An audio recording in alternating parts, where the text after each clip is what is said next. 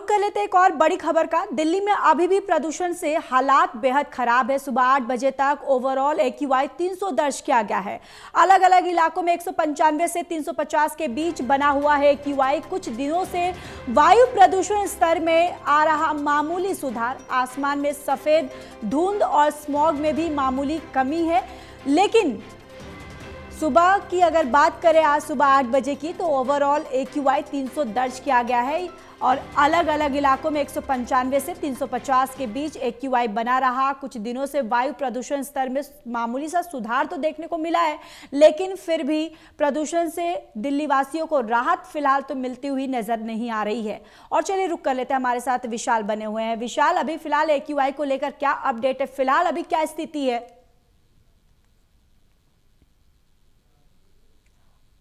विशाल, मुझे सुन पा रहे हैं आप? बिल्कुल ज्योति, आपको मेरी आवाज आ रही? जी जी, बोलिए बोलिए।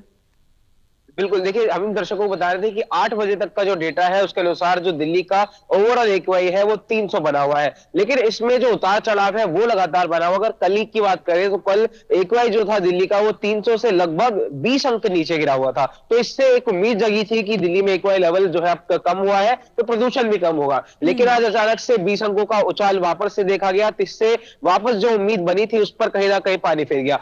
तो जी ये हम कह सकते हैं जो पैटर्न है, कभी ऊपर बढ़ना AQI का, कभी नीचे जाना, ये काफी लंबे समय से बना हुआ है। और अगर पूरे नवंबर की बात करें, अब नवंबर महीना बीत चुका है, पूरे नवंबर में एक भी दिन ऐसा नहीं था जहां पर AQI लेवल 200 के नीचे गया हो। केवल 3 दिन ऐसे थे जहां पर AQI लेवल 300 के नीचे था, बाकी सभी दिनों में AQI लेवल 300 के पार ही बना हुआ था। और आज से दिसंबर महीने की शुरुआत हुई है, शुरुआत का दिन ही AQI लेवल में अंकों की उछाल के साथ हुआ है। और आगे जिस तरह से ठंड बढ़ने के संकेत मौसम विभाग लगातार दे रहा है, तो उससे ये भी संभावना है कि आने वाले दिनों में प्रदूषण और ज्यादा बढ़ सकता है। बिल्कुल। और देखिए, जिस तरीके से लगातार प्रदेश सरकार की तरफ से भी प्रयास किया जा रहा है, रेखा गुप्ता उनकी तरफ से भी कहा जाता है कि हम पूरे नियंत्रण पर अपनी नज़र बनाए रखे हुए हैं।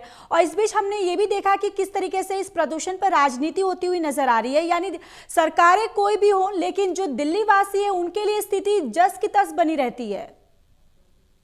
बिल्कुल, राजनीति साफ तौर पर इस मुद्दे को लेकर हो रही है, चाहे राज्य तौर पर हो या नेशनल स्तर पर हो। सभी जब हर जगह जो है इस पॉल्यूशन को लेकर बात हो रही है, सुप्रीम कोर्ट भी इस पॉल्यूशन के लेकर लगातार नियमित रूप से सुनवाई कर रहा है। और 3 तारीख को दिल्ली के जंतर मंतर पर एक और बड़ा प्रोटेस्ट जो है प्रदूषण के विरोध में होने वाला है, जहां पर दिल्ली के आम नागरिक शामिल होने वाले हैं। इससे पहले इंडिया गेट पर भी एक प्रोटेस्ट हमने देखा था, हालांकि उस प्रदूषण के प्रोटेस्ट में प्रदूषण के नाम पर जो है मुद्दा कुछ और ही वहां पर बना दिया गया था। नक्सल विरोधी जो नारे लगाए गए थे। लेकिन 3 तारीख को जो है दिल्ली के आम नागरिक प्रोटेस्ट करने वाले हैं। जो RWAs होती है, सोसाइटीज होती हैं, उनके मेंबर्स निकलकर जो है जंतर मंतर पर एकजुट होने वाले हैं और प्रदूषण के लिए जो है प्रोटेस्ट करने वाले हैं। सरकार की बात करें तो सरकार लगातार प्रयास कर रही है। तमाम प्रतिबंध जो है वो अनेकों चीजों पर लगाए गए हैं। ग्रैब का दूसरा चरण दिल्ली में अभी प्रभावी रूप से लागू है, लेकिन प्रदूषण की रोकथाम के लिए अभी कोई भी हम कह सकते हैं ठोस कदम अभी भी देखने को नहीं मिल रहा है। बिल्कुल विशाल। और देखिए, प्रदूषण की स्थिति को सरकार